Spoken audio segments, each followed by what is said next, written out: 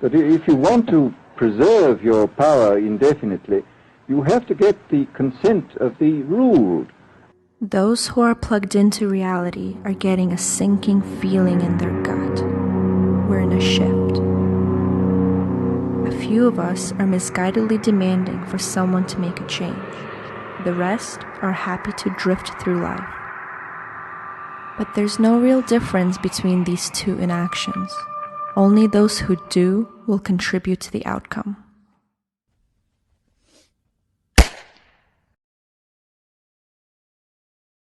To change the perception of reality of every American to such an extent that despite of the abundance of information, no one is able to come to sensible conclusions in the interests of defending themselves, their families, their community, and their country.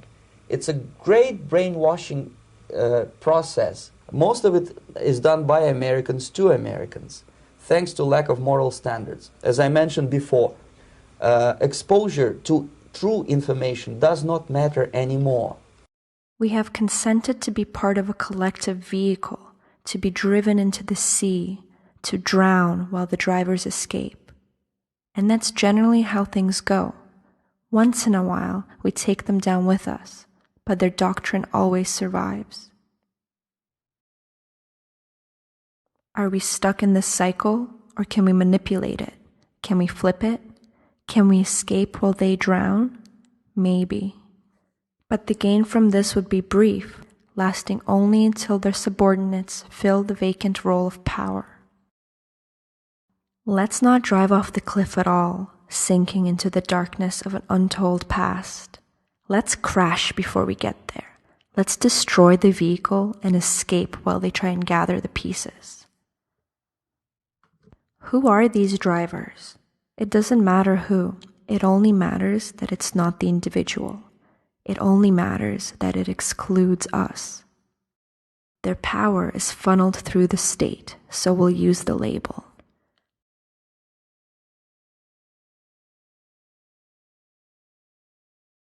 The state's entire being is focused on putting off the shift. They want to preserve their moment of power and stretch it out indefinitely. They can't, but they will hurt countless trying to. When their time ends, they'll fall out of reach, but only to rise up again in the glory of a new now. The swords they'll always wield are distraction and docility. In distraction, we do not think. In docility, we do not act. Distraction fractures us and gives us a false sense of vigor. We take a side, feeling passionate and fulfilled. We ignore the big picture. We're mice, fighting over what to eat, who to bed, and where to live, when all we have to do is notice the walls and chew through them.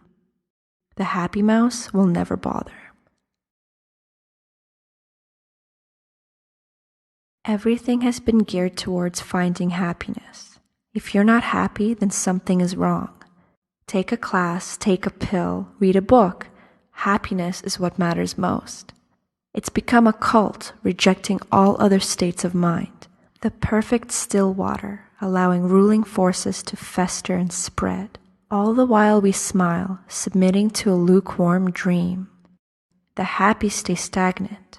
The happy don't speak out or revolt. Happy can't be our starting point. Happiness is created, not found. Being sad, enraged, resentful, especially right now, is appropriate. It's needed. Allow yourself to feel everything. Torment, anger, despair. This is what fuels passion and change. This is what makes us exceptional.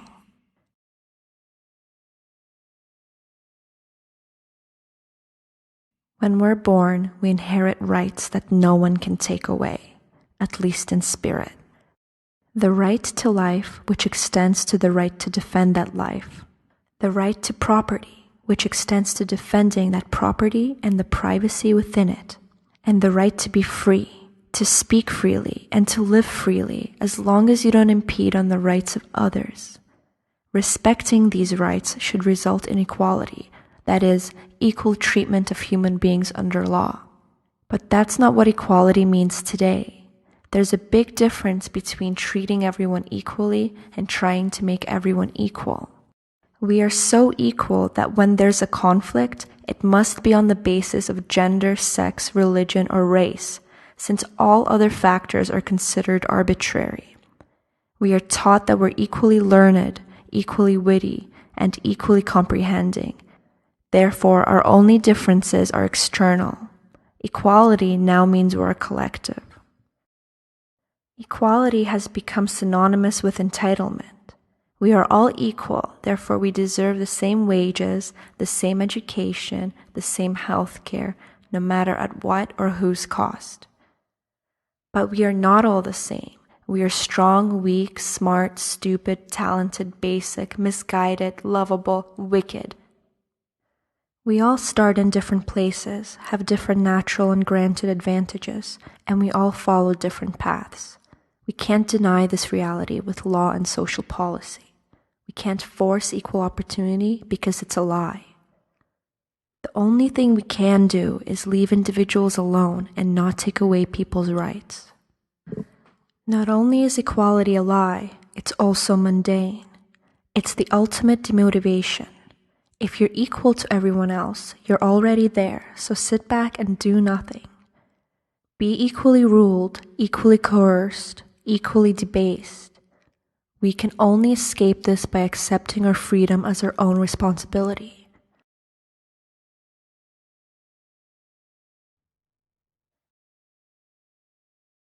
William Gibson said, "Things aren't different, things are things." Does our existence loop, unchanging in its essence? Can anyone hope to be of real influence? Can there be true change, or does history simply repeat itself? History doesn't repeat itself. It rhymes. The future can look bleak because our power structure doesn't seem to change at its core, but we are human beings. We only live in the now, and that now can be shaped to our benefit. Imagine our timeline as a cave, and us as both fading and amplified echoes. We know what's going to happen because its remnants are in our past. What we can influence is how and under what circumstances the shift presents itself. A new sound won't escape the cave, but it will change the chorus. We need to stop lending them a hand. We've allowed them to poison our minds. Suspicion, accusation, fear, guilt, worship. We tell each other that we've become selfish and greedy, but can we truly be selfish while letting our lives be ruled by external forces? And we're definitely not greedy. We used to want the world. Now we want a stable job and an Xbox. We can't rebuild a world that's still standing. We can't comprehend a shift when we live in placidity, just like we can't make a leap without momentum. But is it plausible to hurl ourselves at a solid wall which has the historical success of murdering spirit and sculpting apathetic attitudes? What if we fail, or worse, suffer? Dostoevsky described that the horror of being sentenced to death was not in the death, but in the wait. Being trapped in a vehicle of serfdom is always worse than the crash. Waiting is the death. This is the point that needs to resonate. In a time when caring makes you a radical, taking action makes you a traitor, and helping the shift makes you a terrorist, this message can easily be lost on the masses. Good thing we don't need them. Revolution has always been made up of the minority. It only takes the ideas of a few to make a world for the many. We can reconstruct the now in our own vision, even if it's just for the brief time between the next collapse. That is where our choice lies. So brave the world, manipulate the shift, and get greedy.